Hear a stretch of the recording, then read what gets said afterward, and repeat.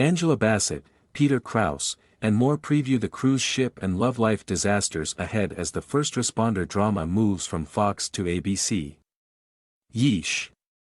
That's the first word that comes to mind when Angela Bassett recalls the 14-hour days spent in a water tank for her latest 911 adventure.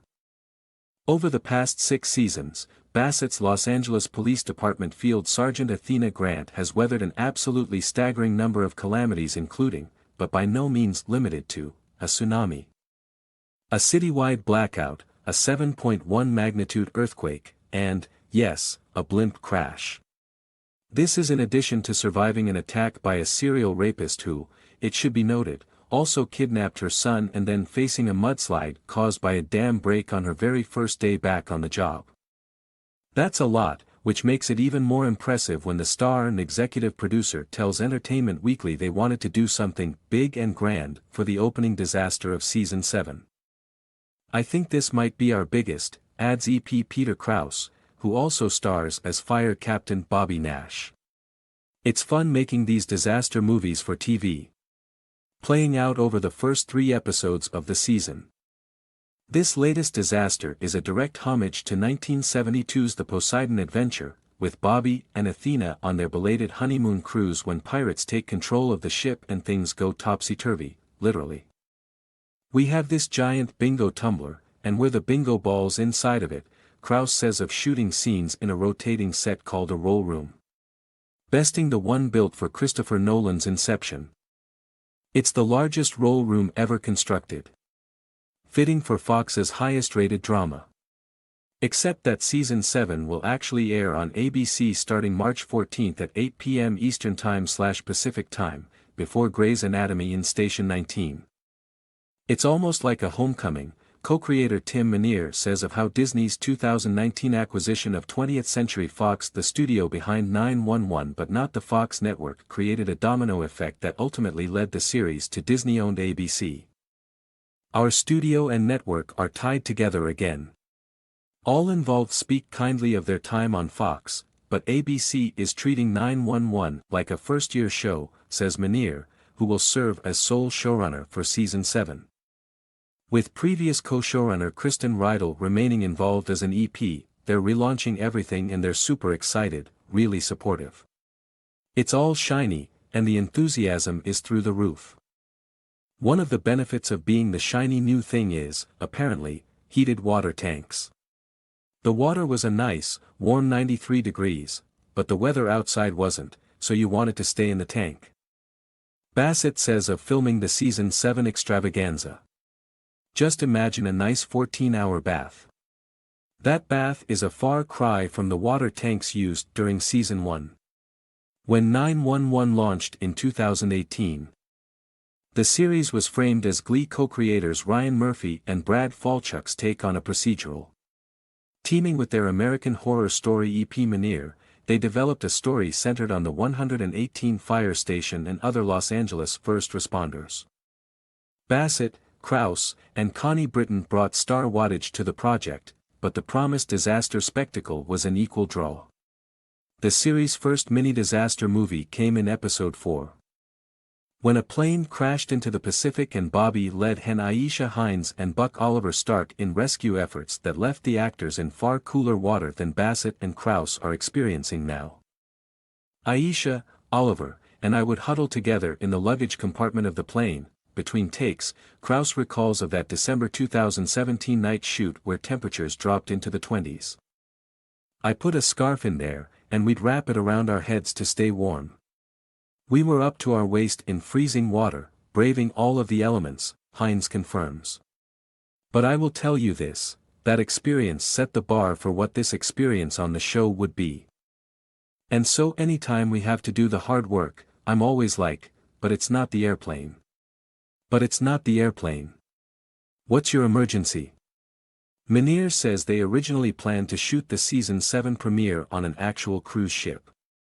But cruise ship companies were like, well, does anything bad happen on the ship? And it's like, have you seen the show? It's not going to go real smooth. Not that things are going swimmingly before the ship capsizes either. Obviously, they're on a honeymoon, but it's not like everything is smooth in their interior lives, Minir says of where audiences will find Bobby and Athena at the start of the season premiere. There are conflicts that maybe they haven't expressed to one another. Those unspoken conflicts simmer beneath the surface as the couple literally get their sea legs, and run into some familiar faces, Lola Romy Rosemont and Norman Daniel Roebuck from a season 2 episode in which Lola stood topless above a freeway sign to get the attention of her distant husband, who are now cruise ship retirees. From there, I will just say there is a run where they are Nick and Nora, Minir says of Bobby and Athena, comparing them to the couple at the center of detective novel and movie series The Thin Man. There's a little bit of a mystery on that cruise ship, but also a chance for Peter and Angela to be a little funny together. I don't think their chemistry has ever been better. But things don't stay thin for long. By the time you get to the middle of episode 2, it's Titanic, he continues. It's an epic love story between these two people who are meant to be together. Who are facing possible death. I've been in and out of water all week, Krause tells EW from set before rattling off his stunt badges of honor. Yesterday, I was climbing around an upside-down world. We have an injured individual who was strapped to a roulette table in the casino, and then the ship turns over so he's hanging upside down and Bobby has to find a way to get him back down to safety. I've got a little cut on my leg, and some bruises and stuff. Your body pays the price, but it's fun. What's less fun is shooting up to 5 episodes at once as the 911 team races the clock. Speaking to EW on the final day of February, just 2 weeks before premiere night, Minir jokes that he hasn't slept in 2 days. I may have to call 911 before the day is over. He says with a laugh before detailing how they are still finishing cruise ship scenes for the first 3 episodes while also preparing to film episode 6. We're not just logistically planning a cruise ship disaster, with its many complicated rigs and sets, we're logistically planning a TV show. Minir explains. When I have my 2 stars separated from the other cast, out on a cruise ship, you have to come up with stories that can service the other group of characters that can film on separate stages. And, hopefully, by the time it's all put together, you won't really feel that people are separated. It's like planning the invasion of Normandy every week. Krause says it's been a dream, wetsuiting up for battle with Bassett the past 2 months. But he's also missed being a member of what he calls the Firehouse Five. We were all smiles when we finally got to work together the other day, Krause says of reuniting with Bobby's Station 118 crew, Hen Buck, Chimney Kenneth Choi, who was recovering from a metal rod to the head during that season 1 plane crash, and Eddie Ryan Guzman, who joined in season 2. We'll have to wait a few episodes to see the Firehouse Five back together. But the team is keeping busy on land while their captain is busy being a bingo ball at sea. On the clock, Hen is serving as interim captain, but at home, she and Karen Tracy Toms are taking another stab at expanding their family of 3. It takes us on a very interesting path in the first few episodes, so I'm excited to see how the fans respond to our newest addition, says Hines. Meanwhile, Eddie and Buck are focused on romance, and not just with their potential new love interests. Hardware store flirtation Marisol Eddie Ganem and death doula Natalia Annalise Aparo. Eddie's son Christopher Gavin McHugh is dating, and the single dad will turn to his best friend for an assist. It really is a moment of desperation for Eddie where he is like, oh my god, this is a new avenue that I'm not prepared for. Who knows women? Oh, Buck does, says Guzman. It's been such a beautiful thing to explore Buck's relationship with Christopher because we've seen him grow up, adds Stark. When Christopher joined the show, he was a kid. And now he's not. He's a teenager, and there are things that he's going to be thinking about and feeling that are brand new to him. Buck is in a good position to be there for him in a way that maybe his own father can't because he's had a lot of relationship experience, some successful, some very unsuccessful. And which category does Buck's relationship with Natalia fall in?